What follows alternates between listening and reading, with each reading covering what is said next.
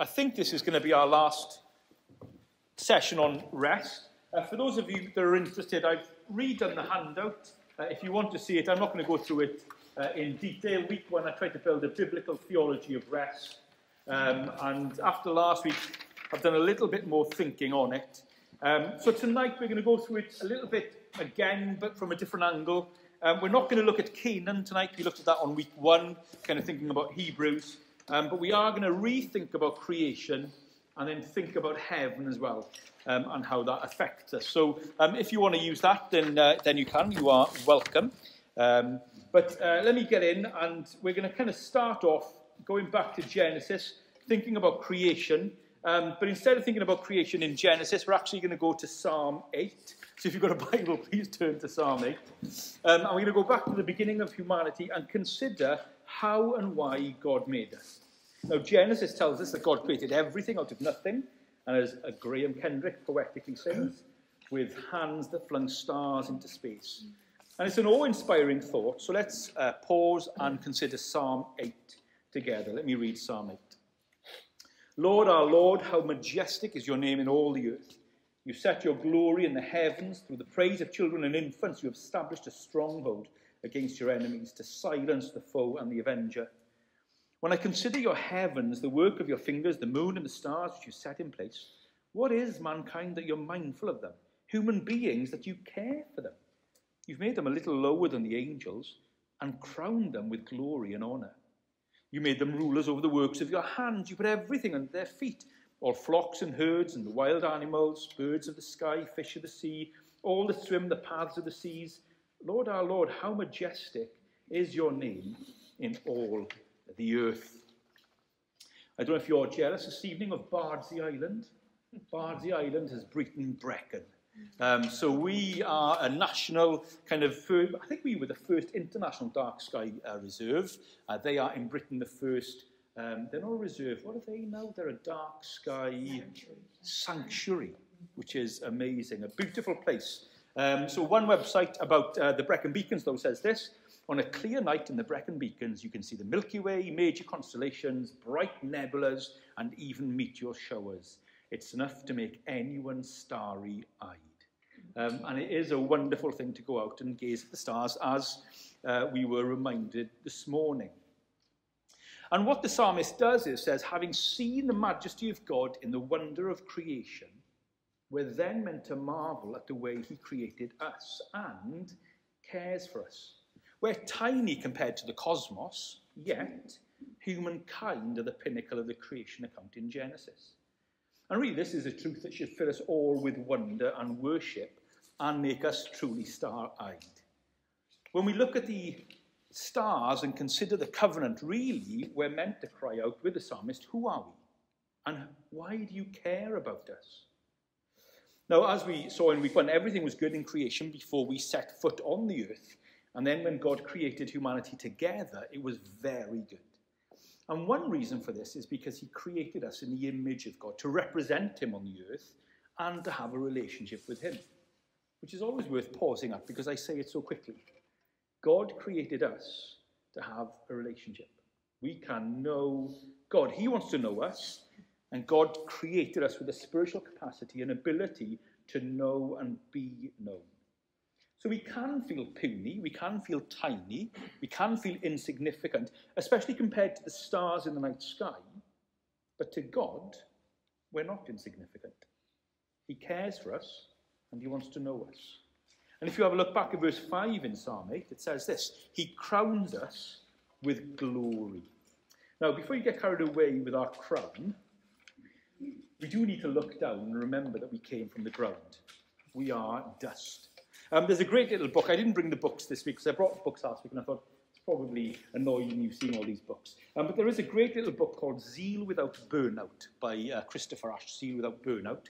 And he wrote it, he says, after at least twice coming to the edge of burnout.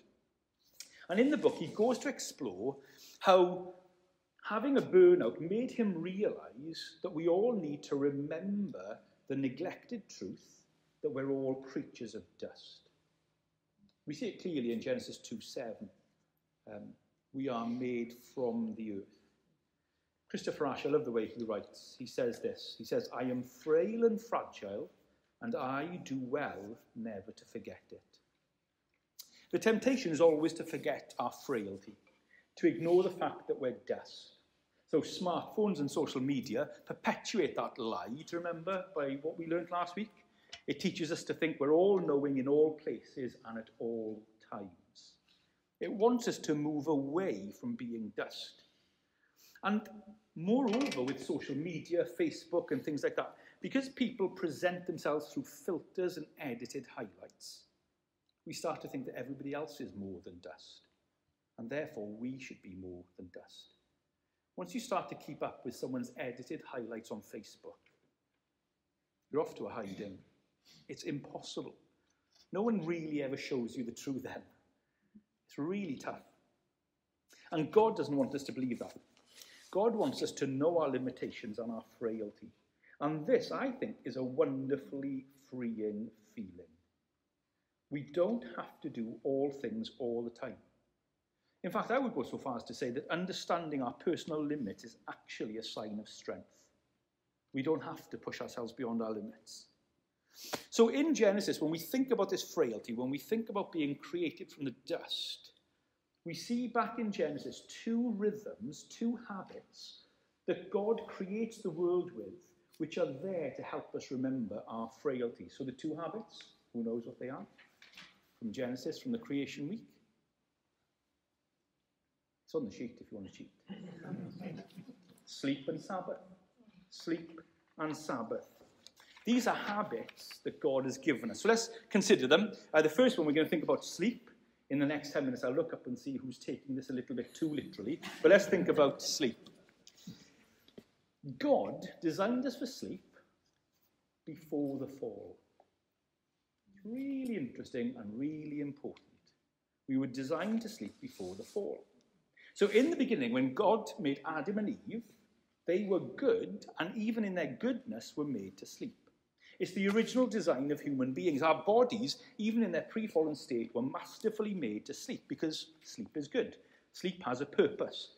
Adrian Reynolds, who works for the FIC, he's written a book on sleep, and he says this: sleep is part of our created humanity, a good gift from God to be treasured and obeyed. Yet, we take our smartphones to bed and cause a sleep-deprived danger zone that is contrary to the Creator's care. I know this study is quite old, but in 2011, a study was done that said that only 38% of people classified themselves as good sleepers. By show of hands, who classifies themselves as good sleepers? There's a few, probably about 30%. It's an interesting stat, isn't it? Sleep is really difficult. And when you look at, if you remember Dr. Chatterjee, we met last week, very interesting from a GP perspective, he thinks that smartphones add to sleeplessness.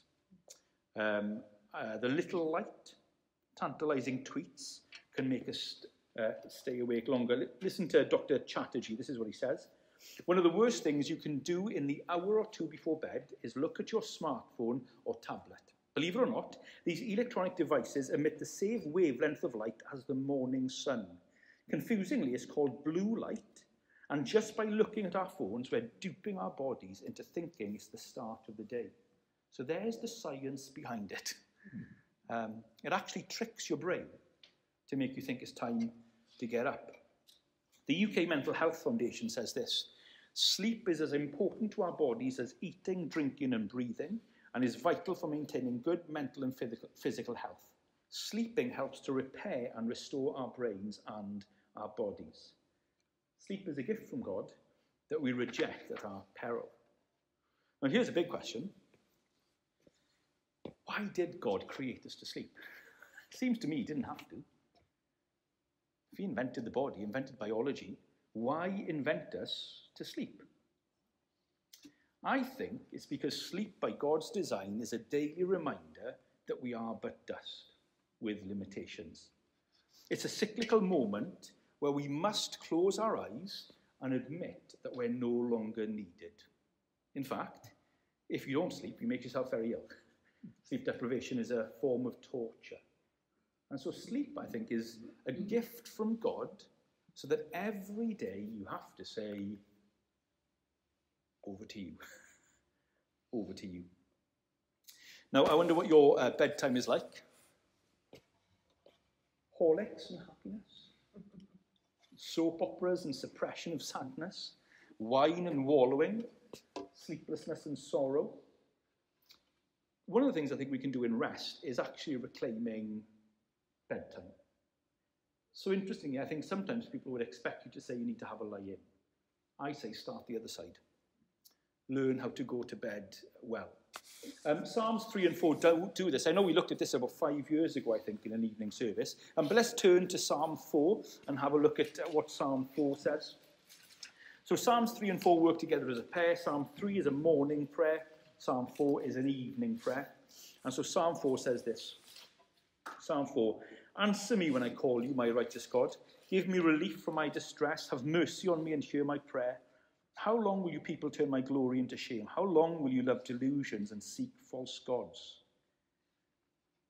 Know that the Lord has set apart his faithful servant for himself. The Lord hears when I call to him. Tremble and do not sin. When you're on your beds, search your hearts and be silent. Offer the sacrifices of the righteous and trust in the Lord. Many, Lord, are asking, who will bring us prosperity? Let the light of your face shine on us. Fill my heart with joy when their grain and new wine abound. In peace I will lie down and sleep, for you alone, Lord, make me dwell safely. Now, I wonder, when it comes to sleep, how many of us would just like to bounce to verse 8? We all want to claim verse 8, but not live through verses 1 to 7. But Psalm 4 doesn't begin at verse 8, because we all know that that is not the experience of all believers at all times. We don't all fall asleep happily and safely.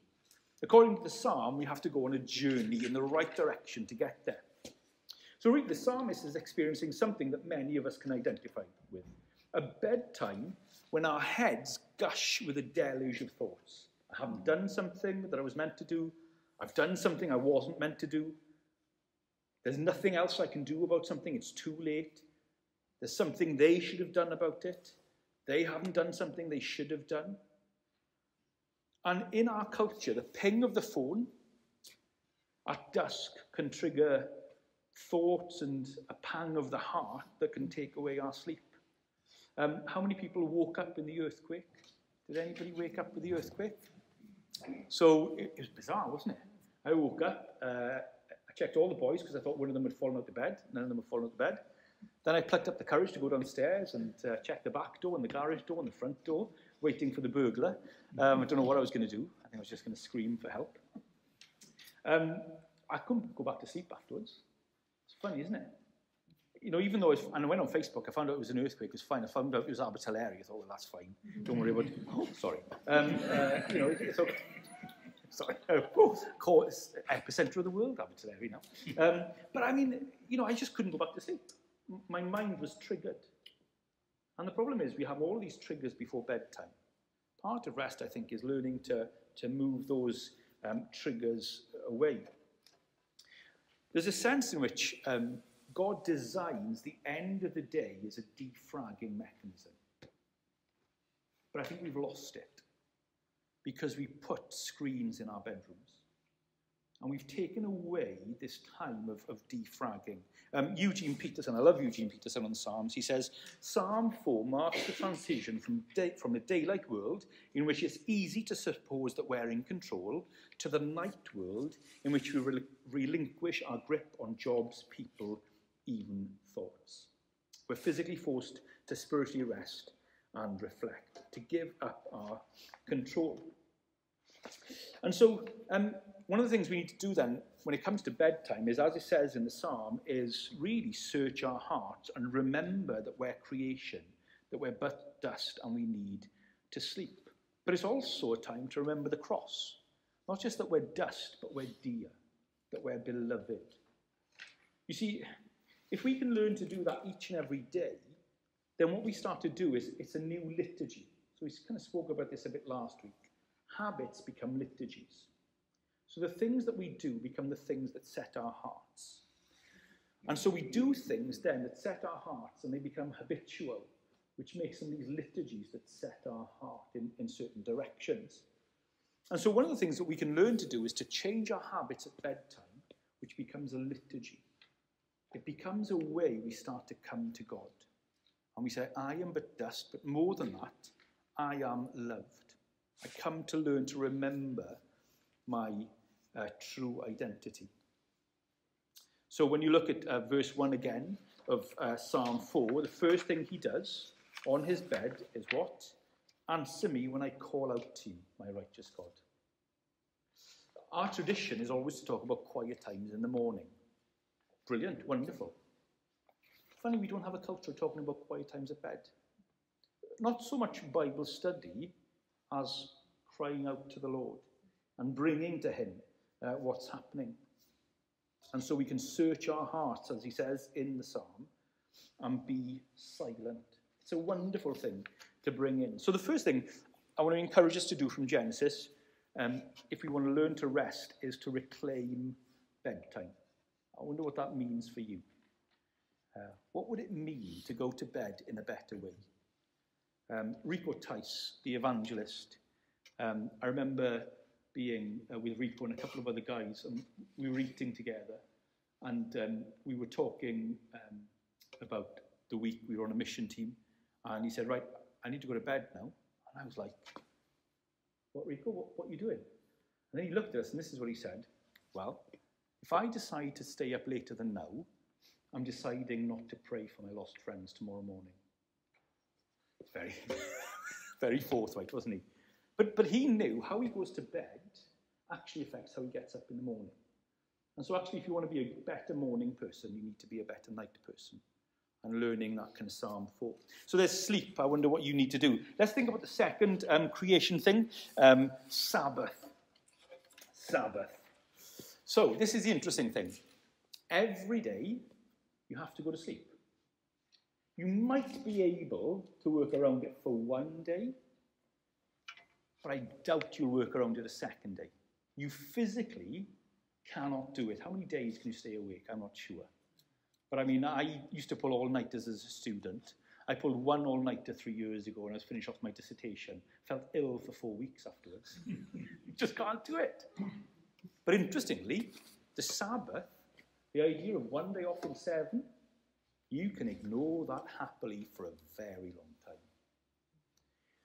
So there's a sense in which sleep is something you have to do and you learn to trust. But it can serve you better if you do it in obedience and faith. Whereas the Sabbath, you can ignore. You can ignore. So actually, the Sabbath takes a greater degree of obedience and a greater degree of faith, because you can work around it. You can't work around sleep. You can have bad sleep, but you can't work around it. But Sabbath, it's there. And so we really need to discover this concept of Sabbath. Now, over the years, the idea of the Sabbath, a day of rest or a day for the church, has been met with a variety of responses, and they will be here tonight. So some see it as a day to fill with as much church as possible. A day when all sports, shops and socialising, outside of official fellowship, obviously, is banned. No one set out to make it like that, but the formal nature of the oral traditions that were added around the creation command naturally made it legalistic. Now, for others, the pendulum has swung too far the other way, and there's no such thing as Sabbath, and we've seen the blessing as a burden, and so we feel that the Sabbath should be shelved. And really, this is often the unintended consequence of pushing against legalism. But surely, I think if we read the New Testament, it is a law to liberate. I don't think we can work every day of the week and still flourish physically, psychologically, and as a family. It's good to have time off from work. It's good to do something different from the normal. And so actually, it's lovely at the moment, I think, to see lots of people reclaiming the Sabbath. A lot of podcasts and books coming out of the States, kind of reclaiming and enjoying Sabbath and looking more to its Jewish roots than the kind of Christian roots of the Lord's Day. One of those guys is John Mark Comer. And John Mark Comer encourages a weekly Sabbath by defining it as a day to stop, Stop working, stop wanting, stop worrying, just stop. I think we all want to do that. John, how do you do that, John Marco? I mean, it sounds lovely, but it is a very big step. Kevin DeYoung, he says that God offers us a Sabbath as an opportunity to trust God's work more than our own. That's quite hard, isn't it? Just like sleep, it's an opportunity to let God be God. So when we stop and consider creation, we can clearly see we have limitations. But all of these limitations are complicated and compounded by the curse. And that's the result of the fall, isn't it? So having rejected God and gone our own way, deciding we know what's best, we've been cursed. From Genesis 3, we can see that the problem then is our work becomes hard. Our work becomes toil. We'll all know the sweat of our brow. So that means, I think it's fair to say, I think I'm right here, I think we're meant to struggle with work. I think in the fallen world it is meant to be hard, and our bodies get older and frailer, and that means I think that we're meant to ache and yearn for something more. And so God gives us a Sabbath, so every week you feel, and every week when you stop and feel, wouldn't this be nicer if there was a lot more of it? There's still a Sabbath rest. Work isn't meant to be like that. So there will be work in eternity, but it won't be work like here. There won't be thorns and thistles. There won't be the sweat of the brow. It's interesting, isn't it? Because even on the Sabbath, in Genesis, God didn't rest from work. He rested from the work of creation. Because I'm pretty sure if God completely rested from work, the world would implode. Because he sustains everything. So the rest that the Bible's talking about isn't a kind of rest which is an absence of doing anything. Actually, it's a rest from those effects of the curse. It's a rest to enjoy God. There's lots of different ways to do it. But God, I think, wants us to get into this rhythm of one day off in 7. And I think if we reject it, it's not good for our health, but actually it's not good for us spiritually. Because it just perpetuates this kind of idea that I'm in control and I can do it. So we've looked a little bit at creation. We're ignoring Canaan because we covered that. Come with me to Christ, because we need to see how Christ comes. Because he comes and says he's the Lord of the Sabbath, and he is also the example of the Sabbath. And I think if we want to understand the Sabbath, the best place to look is at Jesus and watch how he lived. He has a rhythm to life that I think is really, really helpful. And one of the concepts that I love around the Lord Jesus is the concept of slowing. The concept of slowing. There's an American called Jefferson Beth. I think that's how you say his name. He's a Christian influencer. I don't even know if there is such a thing, or whether I should use that term, but there we are. That's what he is. But this is what he says. To follow Jesus, we need not just follow his teaching, but also his way, his process, his cadence, his demeanour, his spirit, his very essence. I love that, but to do that, you can't just remember a memory verse. You've got to get to know Jesus. So you need to read the Gospels, you need to dig into what he does, what he says, how he reacts, what he spends his time doing. And really, when you look at Jesus, there's a pace to his life in which he slows. Now, I would say that Jesus is very busy. Never hurried, but very busy. I mean, hundreds of people following him. Loads of people wanting his time and attention. But there is slowing. What do I mean by slowing? Slowing isn't about just being slow at doing things. Slowing is about creating space. Have you ever noticed how everything in life that is beautiful has space? Architecture. So if you build a house without space, i.e. no windows, is it a beautiful building or an ugly building? An ugly building. What about music? If you compose a piece of music with no spaces, just constant notes, da da da da da da da da da da da, is it beautiful music or horrible music? It's horrible. Life is just the same. We've got to create space in life.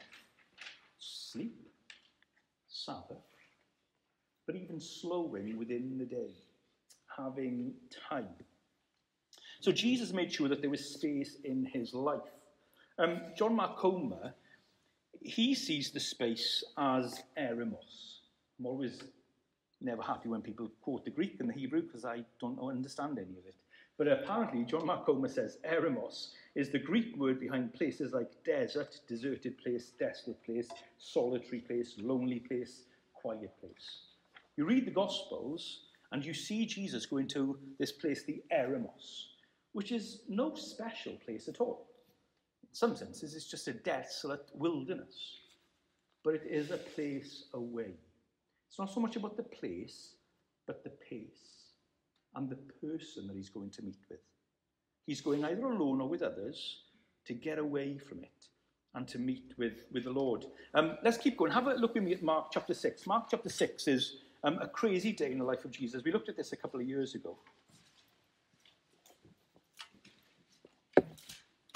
We see something of the pace of Jesus in the frustration of life here. I think Mark chapter 6 is one of the most honest passages in the Bible. So Mark chapter 6 and verse 31. Mark chapter 6 verse 31. Then, because so many people were coming and going that they did not even have a chance to eat, Jesus said to them, firstly, Jesus ministered in such a way that there were times when he didn't have time to eat. Isn't it wonderful to know that we have a Saviour in heaven who on those days when in work or with the family or with the crisis you're dealing with, you don't have time to eat, Jesus can say, I understand. I understand. I think sometimes we think he was just walking around in his flowing robes with his long hair and the kink at the end, just floating above all stresses and strains, and everything was lovely and diarised. I'm pretty sure there was one day when he was so tired he had to sit by a well and send off everybody else to get the food. So here he is, no time. And then he gives this wonderful invitation, come with me by yourselves to a quiet place and get some rest. Hallelujah, the answer, amen. Yeah, and then you read on, you see. So they went away by themselves in a boat to a solitary place. Well done, boys, obedient. But many who saw them leaving recognized them and ran on foot from all the towns and got there ahead of them. When Jesus saw them, he told them all to go away and rebuked them. He said, this is my rest time. This is me time. How dare you? Oh, sorry. No, that's just me reading. Sorry, verse 34. When Jesus landed and saw a large crowd, he had compassion on them because they were like sheep without a shepherd. So he began teaching them many things. By this time, he was late in the day, so his disciples came to him. This is a remote place, they said, and it's already very late. Send the people away so that they can go to the surrounding countryside and villages and buy themselves something to eat. That sounds incredibly wise to me, especially if Jesus just invited them away to come and have a rest. Verse 37, but he answered, you give them something to eat. Do you see, whatever this rest Jesus has called us to, it's not a selfish rest. There's still sacrifice within this invitation to rest. Then they said to him, that would take more than half a year's wage. Are we to go and spend that much on bread and give it to them? How many loaves do you have, he asked. Go and see. When they found out, they said 5 and 2 fish. Then Jesus directed them to have all the people sit down in groups on the green grass. So they sat down in groups of hundreds and fifties, taking the 5 loaves and the 2 fish, and looking up to heaven, he gave thanks and broke the loaves. Then he gave them to his disciples to distribute to the people. He also divided the 2 fish among them.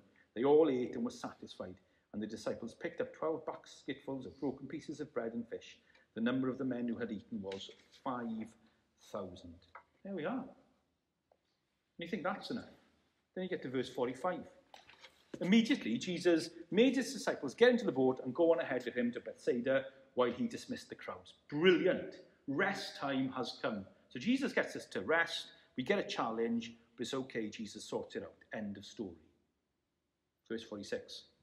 After leaving them, he went up on the mountainside to pray. He gets his rest. Verse 47. Later that night, the boat was in the middle of the lake, and he was alone on the land. And he saw his disciples straining at the oars because the wind was against them. Like, for Jesus, who's sovereign, There's an awful lot of things going wrong in this rest, isn't there? Ever had one of those days? Just going to have time with the Lord now and have a rest.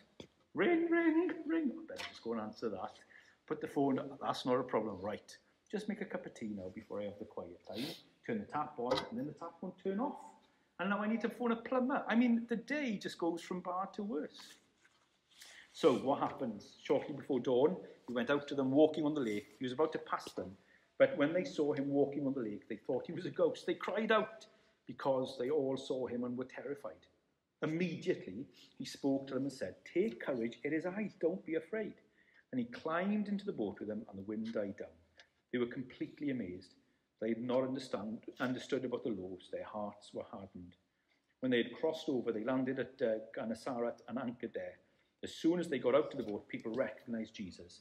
They ran through the whole region and carried the sick on mats to wherever they heard he was. And wherever he went, into villages, towns, and countrysides, they placed the sick in the marketplaces. They begged him to let them touch even the edge of his cloak, and all who were touched were healed. Do you see the reality of rest in a fallen world, even when you're with Jesus? There will be moments of rest, and it seems to me you need to have a miracle for that rest to happen. It's lovely, isn't it? Jesus calmed the storm, and then I love this. This is why I think I prefer this one to Jesus calms the storm when he's asleep in the boat. I like that story, but I like this one more because he calms the storm and then he gets into the boat with you. Isn't that a beautiful picture of what rest is? It's in the craziness of life. And friends, I wish I could do a seminar series where I say, here's 5 easy steps to get out of the craziness of life. Look, I think there's lots you can do to cut down social media and learn to say no and learn to diarise and pace yourself. I think there's loads of things we can do on that. But ultimately, we've got to learn to trust Jesus and to listen to him. And even when it goes wrong and it seems crazy, to believe that if we trust him, that rest will come. But we've got to listen to him. We've got to follow the sleep, and we've got to follow the Sabbath, and we've got to try and slow our lives down. I think that's the key. There was gaps in the day. There was space. And so because of that, Jesus was able to command them, and they were able to do that. I think when it comes to learning to slow down, we've got to believe that Jesus wants the best for us. So let's go back to sleep and the Sabbath, and then we'll come to the communion table. What is one of the other things that sleep is meant to remind us of? Sleep is meant to remind us of frailty, but what else is sleep meant to remind us of? Death. Sleep is the daily reminder that one day we'll fall asleep and we won't wake up. And death is meant to be thought about every day. Lord, teach us to number our years. We've got to remember that. And the wonderful thing for the believer is every time we fall asleep, we remember that for the believer, death is but sleep.